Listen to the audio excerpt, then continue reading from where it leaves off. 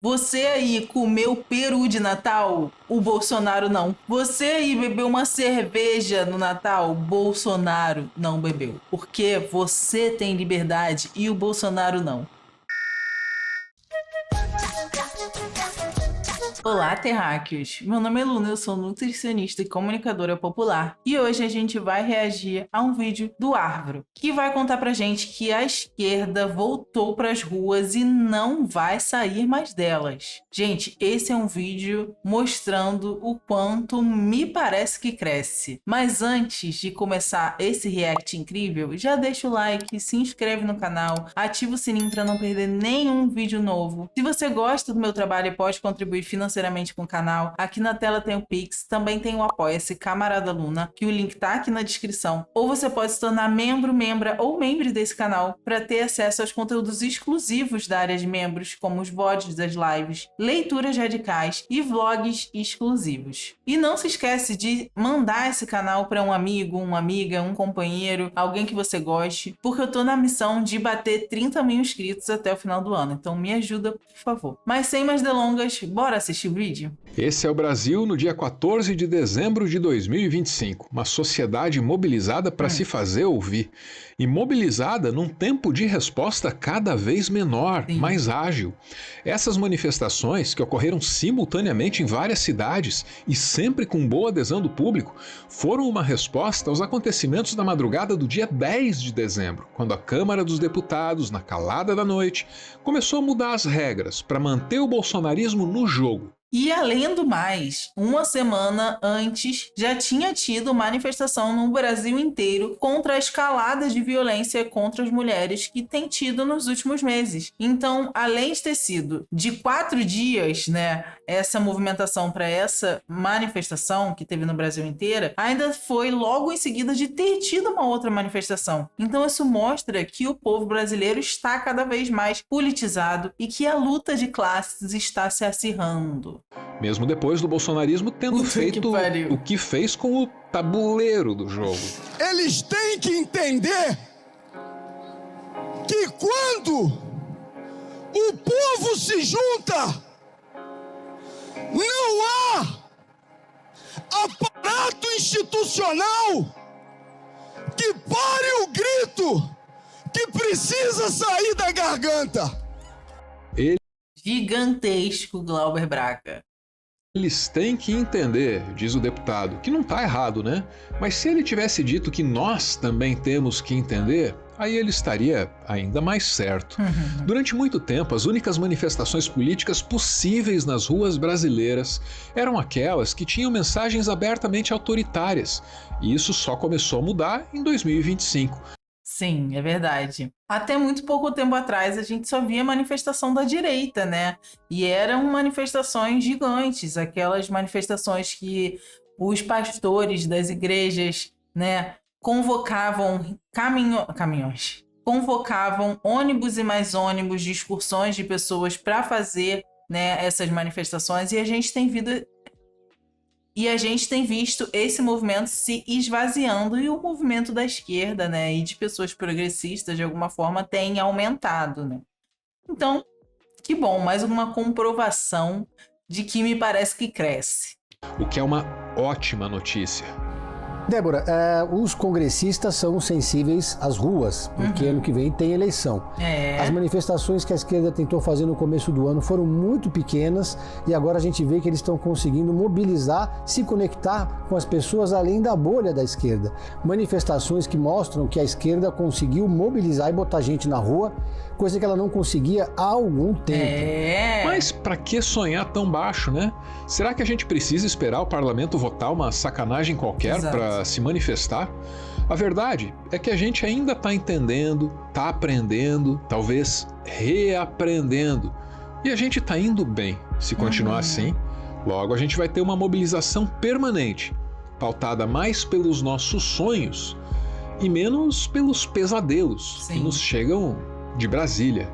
A gente precisa ter a sabedoria necessária de usar esse nosso poder de mobilização. O maior de todos, caralho.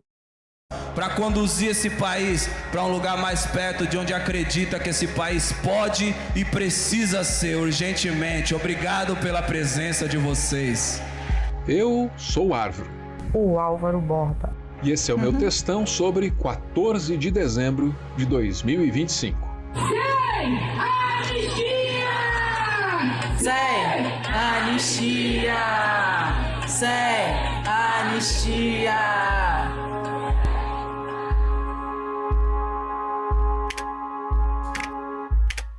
Existe uma possibilidade real de que Bolsonaro e os outros envolvidos na tentativa de golpe de... Você aí que está assistindo esse vídeo no dia 26 de dezembro ou no futuro, você aí comeu peru de Natal? O Bolsonaro não. Você aí bebeu uma cerveja no Natal? O Bolsonaro não bebeu. Porque você tem liberdade e o Bolsonaro não. Estado tenham as suas penas substancialmente abreviadas, reduzidas.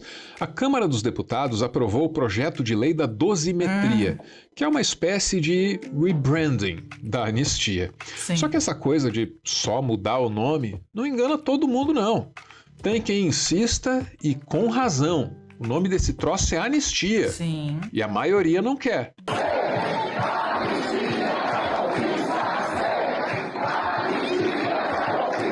Isso aí é Curitiba, dessa vez cheia de razão. Anistia, dosimetria, muda o nome, né? Só que o conceito continua sendo o mesmo. Trata-se de uma inversão da ordem natural das coisas. O Estado nada mais é do que o balcão de negócios da burguesia, né, gente? E essa PL da dosimetria foi só a burguesia tentando aliviar a barra para os golpistas mais uma vez. Só que o brasileiro tá cansado, né?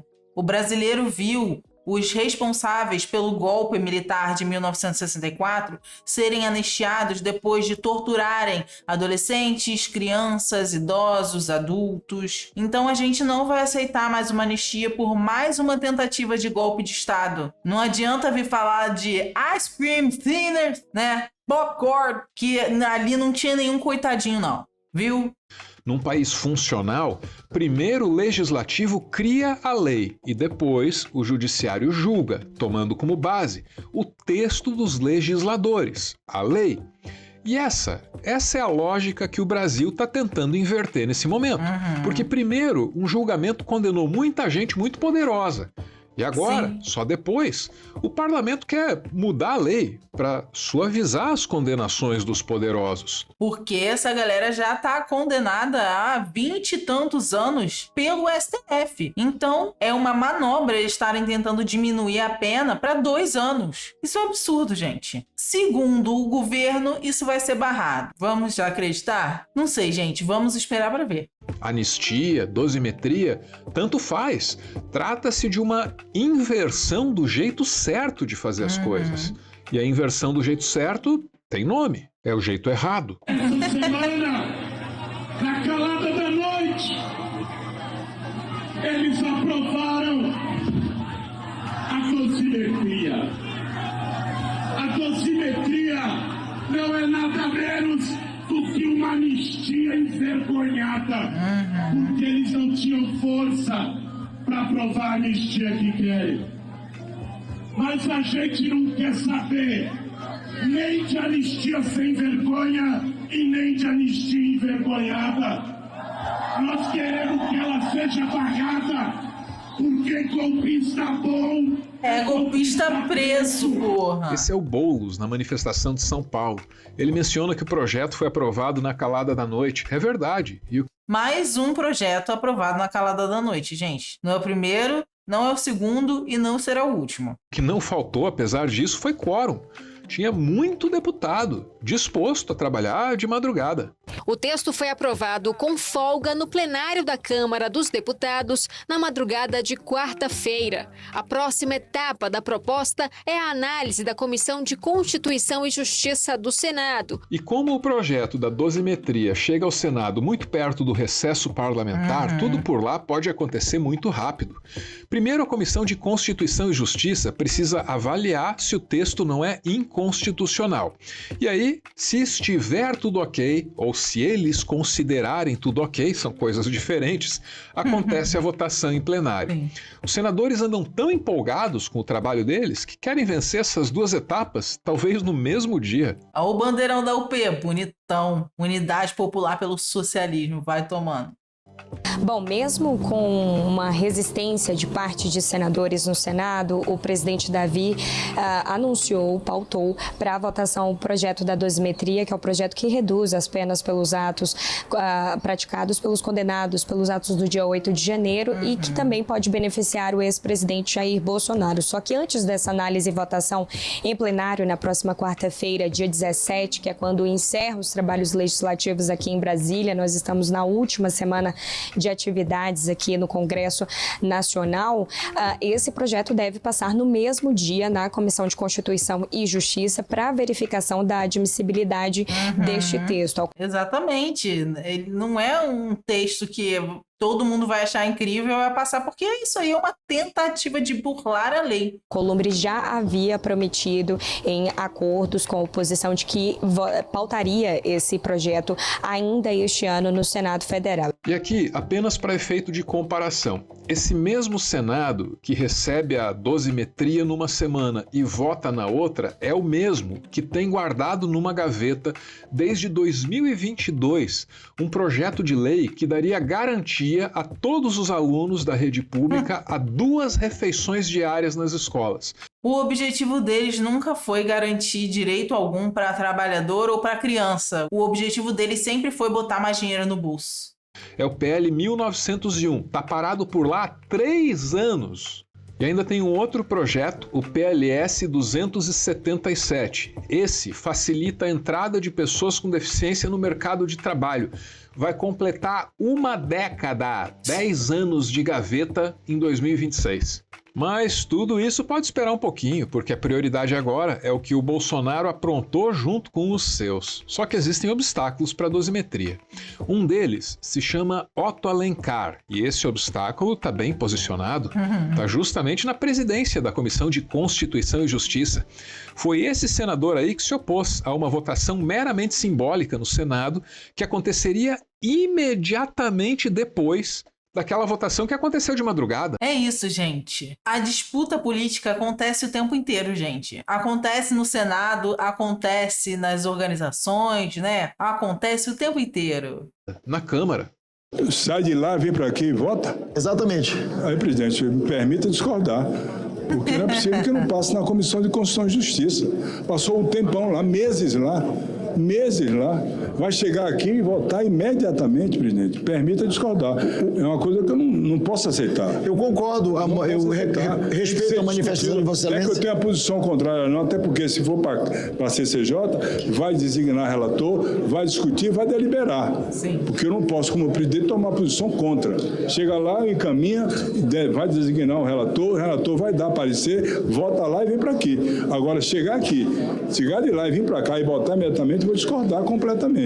O Otto reclama, e com razão, que fazer as coisas desse jeito reduziria o Senado a uma espécie de cartório da Câmara, que não faria mais do que carimbar o que quer que fosse decidido por lá. Gostaria de voltar o tema de ontem no plenário do Senado. Ele não deixou para trás, não. Ele quis voltar ao tema de ontem. Vocês acham que eu esqueci? Não esqueci, não. Põe aí na mesa essa pauta. Federal, quando o presidente Davi Alcolumbre anunciou que a lei aprovada essa madrugada na Câmara dos Deputados, a lei da dosimetria, seria votada imediatamente no plenário do Senado hoje. E nós não aceitamos. Eu, o senador Renan Calheiro, outros senadores se manifestaram que essa matéria teria que passar aqui na Comissão de Constituição e Justiça. O senador Davi Alcolumbre já encaminhou a matéria para a CCJ, hoje pela manhã, já está na CCJ. Eu já estou indicando, já comuniquei que vou indicar o senador Espiridião Amin para ser o relator da matéria e ele vai apresentar o relatório relatório e a matéria será apreciada na próxima semana na Comissão de Constituição e Justiça. Aqui não vai passar a manobra de tentar burlar o negócio não, hein? Aqui vai cumprir o regimento. E a depender do que acontecer na Comissão de Constituição e Justiça, ela poderá ir para o plenário ou não. Essa é uma coisa que eu combinei com o senador Davi Alcolumbre, porque o Senado não pode, como já foi algumas vezes, ser cartório da Câmara Federal. E tem outros problemas. Agora o senador Otto anda dizendo que a dosimetria tem efeitos colaterais.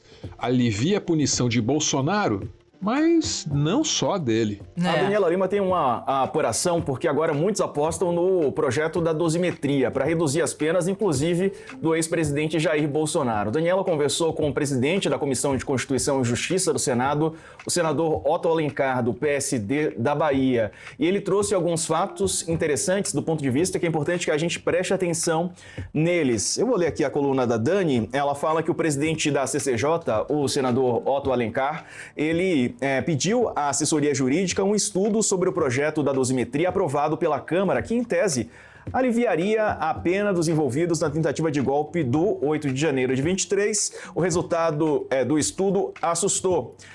O que diz a fonte da Dani, né? E olha isso, o projeto da dosimetria da Câmara abrange corrupção e crimes sexuais. Olha o absurdo, gente. Ainda por cima querendo encobrir crime sexual que possa ter cometido. Por que será, né? Será porque a pessoa que fala que rola um clima entre ele e pessoas de 14 anos, ele um velho de 50 e pouco? Pá!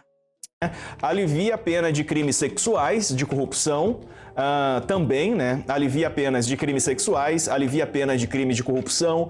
É importante perceber que nem mesmo o Otto Alencar se vê na posição de barrar o projeto da anistia ou da dosimetria, como eles querem chamar. O melhor que ele pode fazer é uma contenção de danos.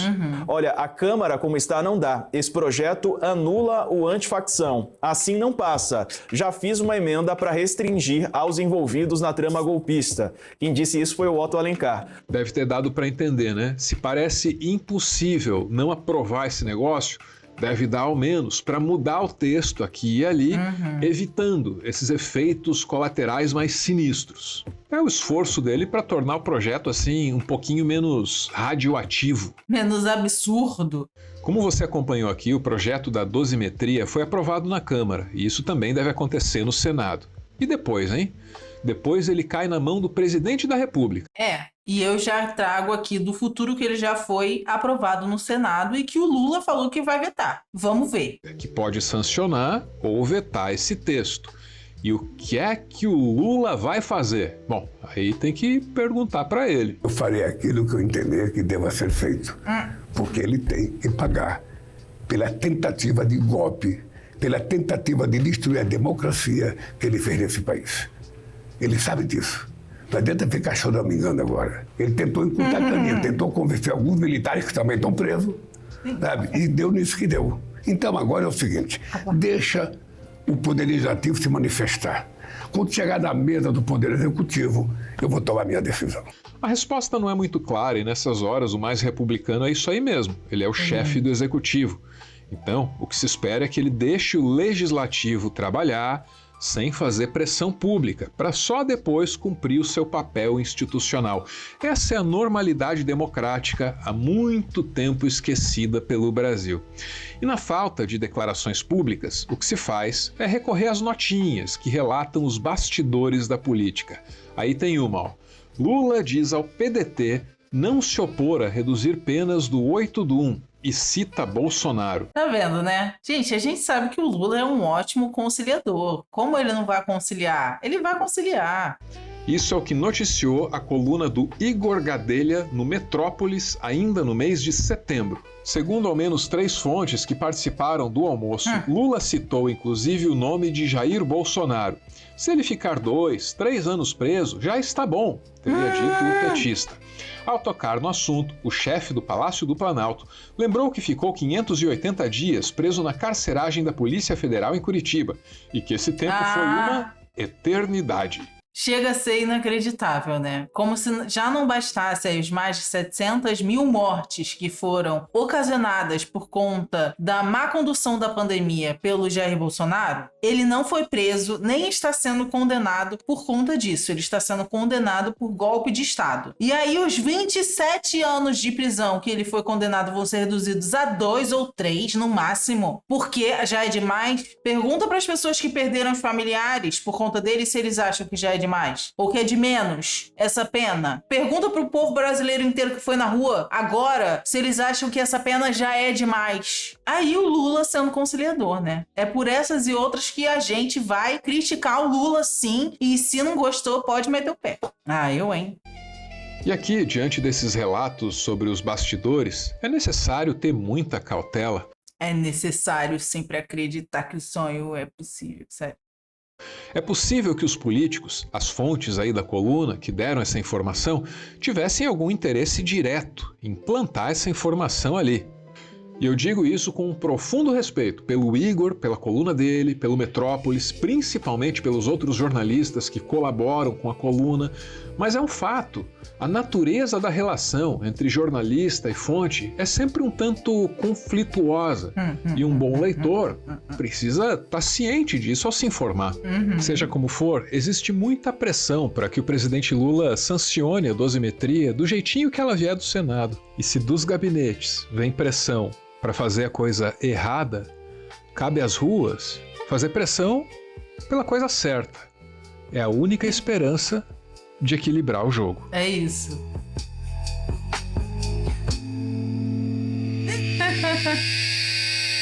Ponto final em mais um textão, e nas considerações finais, eu gostaria de te lembrar de uma obviedade da história recente desse Brasil.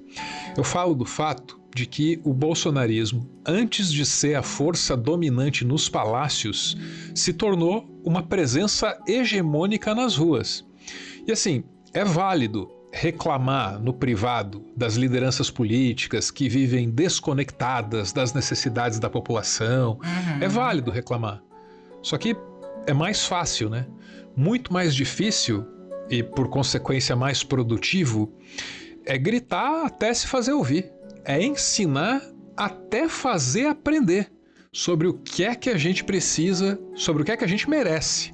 Lembrando aí do aniversário de Tomás Sankara, que foi agora no dia 21 de dezembro. É isso que ele ensinava pra gente. Quem é revolucionário não pode ter preguiça, nem raiva, nem irritação de ensinar 1, 2, 3, 1 zilhão de vezes se necessário. Esse é o nosso papel enquanto revolucionários. Então, quem foi pra rua pegou pra si a tarefa mais difícil da cidadania. E por isso eu deixo meu muito obrigado a você que dedicou o seu domingo a isso. Sim. Junto com o agradecimento, deixo também o meu desejo, minha esperança de que a nossa sociedade civil continue mobilizada, porque esses tempos tão perigosos, eles pedem exatamente isso. E eu queria dizer que ano que vem vai ter muito mais manifestação e vai ter muito mais camarada Luna nas manifestações. Então apoie o canal financeiramente e não financeiramente para que eu possa conseguir mais manifestações. Então o engajamento também ajuda muito. Valeu? Vigilância e mobilização permanentes. Tudo dito, bora ouvir. Eis os apoiadores desse canal. Eles se reúnem num grupo, mandam áudios e assim nasce o PS, também chamado de finalzinho. Hey, listen. As manifestações foram impressionantes. O povo realmente mostrou o que pensa, o que quer e o que precisa. E eu acho que nós temos muito que melhorar, mas está sendo tudo muito bom, muito promissor tudo que está acontecendo. Eu acho que todos os entraves que acontecem, os obstáculos e todas essas coisas, o Brasil só cresceu com isso. Sim. Infelizmente, e isso é um contrassenso, a vontade do povo não movimenta a mão do Congresso. O Congresso, ele se pauta apenas e exclusivamente pelos seus próprios interesses e os interesses dos seus pares. O Estado é o balcão de negócios da burguesia, gente, como eu falei. Ele não é para conceder direitos a nós. Essa é a democracia burguesa. A democracia burguesa. Então é a democracia para eles, para nós, que comam brioches, né? Na blindagem, na autoproteção. A gente sempre ouviu, não, a gente tá no pior congresso da história, vamos ter que esperar 4 anos para tirar eles e colocar outras pessoas. Não. A gente sempre teve no pior congresso da história, né? Nunca melhorou. Gente, sai de casa, olha o que a gente fez, a gente pediu a PEC de bandidagem, a anistia, e impedimos a cassação do deputado Glauber. Todos os direitos que a classe trabalhadora conseguiu até hoje foram conquistados através da luta da classe trabalhadora. Se a gente tem CLT, se a gente tem direito à licença maternidade e paternidade, se a gente tem direito a férias remuneradas, isso tudo foi conquistado através da luta do povo trabalhador brasileiro. Então, é a gente que tem o poder. A gente tem que usá-lo. E esse ano que vem, com o nosso poder que está em nossas mãos de mobilização, nós vamos exigir o fim da escala 6x1 e assim o povo vai poder ainda mais se politizar, ainda mais ir para as ruas, porque vai ter tempo, inclusive, de pensar politicamente. Melhor do que consegue, sem ter tempo de fazer absolutamente nada num dia de semana que lhes resta, né? A gente não precisa esperar, a gente não tem que ficar esperando, né? Lembrando que os protestos também foram pelo fim da escala 6x1, contra o marco temporal das terras indígenas, por mais transparência em emendas parlamentares e pelo combate ao feminicídio e violência contra a mulher. Acho que estava na hora do nosso Kraken da conciliação dar espaço pro Lula do Velho Testamento. Exato. Só um pouquinho, cara. Só um pouquinho. Volta só um pouquinho do Velho Testamento. Usar as ferramentas de direito, cadeia nacional, emparedar esse Congresso. A pauta da anistia vai continuar sendo submetida ad nauseam. E a pressão popular só funciona na medida em que os parlamentares percebem que ela possa ter consequência nas eleições que se avizinham. É aquele velho adágio de Rui Barbosa, né? Que no Brasil, de tanto ver triunfar as nulidades, o homem chega a sentir vergonha de ser honesto. Ou então, como Vinícius, né? Você que reza e não sabe, você que escreve e não lê, eu vou rogar uma praga, eu vou mandar você para Tonga da Mironga do Cabuletê. Só a gente, com a nossa mobilização, com a conscientização de, mesmo que seja de formiguinha, como era antigamente, tá? É só assim que a gente consegue mudar alguma coisa, sabe? É só assim.